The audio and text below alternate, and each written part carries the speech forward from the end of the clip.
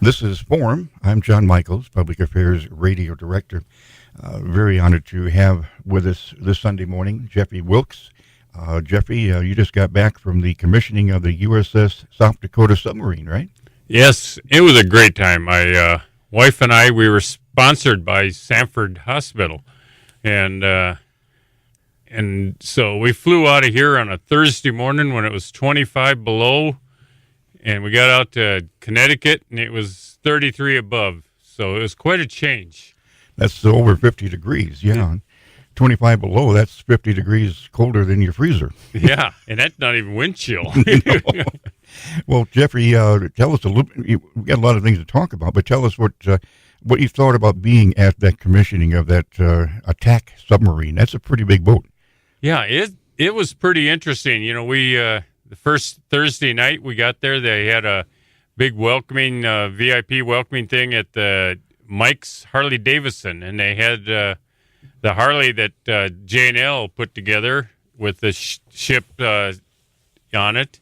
And so they had that on Thursday night, and then Friday afternoon, we were considered part of the VIP group, and so there was 30 of us, and they did three groups of 10, and they took us on the boat, and I was able to get on the boat. I was kind of worried if I was, because I kind of walk with a cane now and a little weak, but I wanted to get on there so bad. I did get on the boat and crawled down through that hatch, and there's about 12 feet to the deck inside there, and got down the ladder, and and it was big. I mean, we ended up going on 3 different levels, walking down the steps there. And I said, yeah, I remember when I was in the Navy on a aircraft carrier, those steps, we would just kind of put our hands down on the railings and slide down, kick our feet out and slide down. But I didn't trust that. I'm getting kind of old to do that. So, well, Jeffy, first of all, thanks for your service. Vietnam, you've been president of the VFW and the Legion in Sioux Falls, and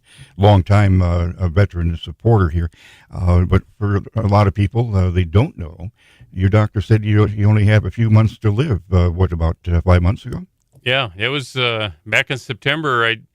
I had last winter, I went 20 weeks of chemo, and then they did surgery to cut out part of my pancreas that had cancer. And then I had 8 more weeks of chemo, and then they said, you're okay. You're all done with, cancer. And I said, great. And so I spent the summer with my friends fishing, and did a lot of traveling and sightseeing and across this country. Went from the Atlantic Ocean to the Pacific Ocean in a month's time, and just had a great time. Well, then in September, they did another CAT scan, and my oncologist, she told me, she goes, well, it doesn't look good. The cancer came back to your pancreas, spread to your liver, and now to your lungs. And I said, well, what do I have left? And, what do you predict? And she said 2, maybe 3 months. And like I said, that was 5 months ago. And so I just said, well, when the good Lord says it's your turn to go, there ain't nothing you can do about it or anybody else. And so you just have to accept it. So live every day you can. Jeffrey, that's why I wanted to talk to you, is because it's not easy to talk to somebody who has that kind of news. But a lot of people get honored posthumously. You've been honored by your friends quite often now. The Legion put on a big deal for you. The Yes. Ride here last week put on a big deal for you to have supper with Jeffy, that type of thing. You've got a lot of friends.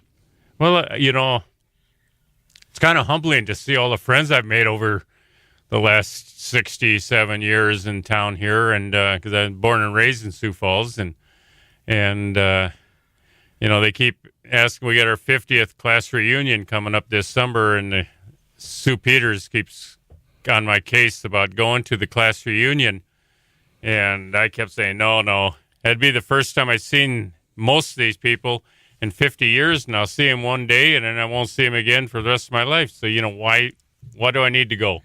And she keeps emailing me and keeps on me about, going whenever I see her out in town. And then when I came down with this cancer, I told her, see, I told you I won't be there. Well, you can't die because you've got all these events to go to yet. Yeah, I've got, let's see, I've got coming up here in March, my best friend that him and I, we met in kindergarten 63 years ago. and lived 2 blocks apart, when we grew up. And he's a surgeon out in Santa Rosa, California, and he's the one that came out to South Dakota, and we drove out to the Atlantic coast and went fishing. My cousin lives out there and has a house right on the beach. We got in his boat and went out deep sea fishing. Went out to California where Al's from and did some sightseeing and stuff. But him and we bought tickets last year for the Summit League in March. And so Al keeps saying, well, you got to make it to the Summit League. You got tickets. Well, Bill Zortman wants you back on his show in Yes. May. What do people, is it easy for people to come up and talk to you now that they know? I don't know if it's easier for them, but it's easier for me. I can talk to anybody. I've been in the public eye, all my life, and I served 30 years down at the Minnehaha County as a county appraiser in the assessor's office. So I'm used to talking to people, and I enjoy doing that.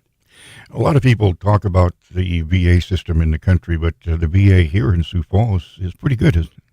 I understand they are. I'm not a member of the VA because, unfortunately, I'm one of those veterans that went out and, got a good paying job, and my wife has a good paying job, and our income is well over the limit to be a member of the VA. So I go to Sanford, and they've been doing my health care for basically all my life, and like I said, they sponsored my wife and I to go on the trip to Connecticut, and I really appreciate Sanford for doing that.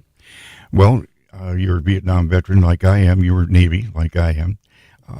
What can you say to the Vietnam veteran out there that they need to go to the VA, they need to get involved with the VFW, join the Legion? Things are different now, isn't it? Well, I usually talk, when I was commander of the VFW 13 years ago, somewhere like that, I talk to the Vietnam veterans and I go, you've been carrying a chip on your shoulder for 50 years, because nobody appreciates us and nobody appreciates, what we did. And I didn't let that bother me. I still joined back in 74 and I joined the Legion back in, it was 1970 when I first got into service. So I'm just about 50 years. This next year will be 50 years in the Legion and about 46 years at the VFW, and I just tell them, the VFW and the Legion, they're your lobbyists for your rights and your benefits, and the like the GI Bill, and the other benefits that you get as a veteran. And if it wasn't for them lobbying for you, you wouldn't have those benefits. And so if you appreciate the benefits that you receive as a veteran, you should join the lobby group that helps provide them for you. Well, Jeffrey Wilkes, we're talking with Jeffrey Wilkes of Sioux Falls, former president of the Legion, VFW, longtime supporter of veterans in Sioux Falls, and pretty much known by so many people, Jeffrey. The veteran out there who, so many of them are suicidal. 20 to 30% are homeless. Of the homeless are veterans. What can you say to them? Here you are at 5 months when the doctor said you've got 2 months to live. You're at 5 months, and yet some people out there are willing to throw it away. Well, I've been a good church-going member for my entire life, and I just believe that when the good Lord says it's your turn to go, there isn't nothing you can do about it, and nothing anybody else can do about it. And I'm a shrine clown for the last 30 years, and that's part of my personality, being a clown. And I just go, hey, a couple of clowns, when I first heard that I had cancer and everything, they were kind of depressed. And I said, hey, what are you depressed about? You don't know when you're going. I do know when I'm going, and so I said, just live every day for what you got, there's great things out there, and you got great people out there. Just live every day, enjoy yourself. My daily routine now is I get up in the morning at 6:30 and I go down and have coffee with a bunch of good friends down at Hy-Vee. And then after an hour or two there, I go over to the DAV and have coffee and play cards with some good friends down there. And then I might go to the Legion for their $4 lunch. And that's open to the public. And we serve a lot of lunches, and it's different lunch every day. You just go in there and say, I'll have lunch. You have no choices.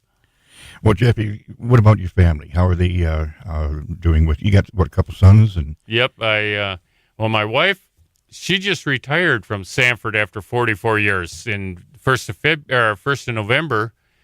And she had made plans with her mom because her dad died a couple of years ago, and she was going to go to Aberdeen and spend the winter with her mom because her mom didn't want to stay by herself, and because she's getting up in age, and so I told Kathy, that's no problem. Well, then when I came down in September when they told me I had cancer and only a couple months ago, she wasn't going to go, and I said, no, you and your mom are planning this. Well, I started feeling, I started getting weaker and everything, and it turned out it was because of a bleeding ulcer. But I called my wife in December, 1st December, and I just said, I need you. So that was a Saturday, and she came home that next Monday. And so she's been with me, and both my boys, they're in their late 20s, and they both came home to help Mom take care of me. And, it's great for them because, now they don't pay rent. But they're there to help, and they come, check on me. Hey, you want something for lunch? You want something for supper? We'll go get it for you. And they shovel the sidewalk. That's the biggest thing this winter. Well, Jeffy, like I say, for people that don't know, you're smiling and you can laugh at yourself. You've got funeral plans all made? Pardon me again? You've got funeral plans all made? Oh, I'm all planned. I'm all ready to go. I called my good friend down at Miller's, Tim Wingen. Him and I have been good friends for many, many years. So I called him up and I said, I want to plan this funeral because I don't want my wife and my kids to have to do it. And I said, and I got some quirks that I want done at it. I said, being a shrine clown, I said, when they walk in, instead of funeral music playing, I want them to play calliope music. So everybody gets the right frame of mind. Hey, we're celebrating Jeffy. Well, everybody always asks, is there any regrets, something that you wish you would have done that you can advise other people to do? If you're having problems, talk to somebody. Don't keep it in. And like I'm doing, Bill Zortman's had me on 3-4 times. The first time he called me and talked to me about coming on the radio, I said, no, I don't want to talk on the radio. But it wasn't so bad, and I've been on there, I think, 4 times now, and he's had me on in the past on Memorial Day, and so he told me, well, you got to live till be at least Memorial Day because you're going to be on the radio again. For the young guy in high school that thinks maybe they'll, sign up for the Navy or the Army, what can you say to them about your experience in the service? I really enjoyed my time in the service. My draft back in those days, they had a draft back in the 60s, and my number was getting, pretty close. And so I thought, I don't want to be a grunt in the Army or the Marine Corps. So the Navy was good enough for my dad in World War II, and he made it. And so I decided to join the Navy. So I went down to see the Navy recruiter, and I said, and I think he was sitting there prepared to talk me into joining, and I said, hey, where do I sign? He kind of, oh, okay. Well, those of us from South Dakota, yeah, it's funny, we do have more Navy people as far as alumni and that in a landlocked state than any other service. But okay, Jeffrey, what do you want to be remembered when people hear your name? What do you want to be remembered as? Cheerful guy, a friendly, cheerful guy. And like people in my Facebook page, they say, you're always smiling. And that's how I want to be remembered.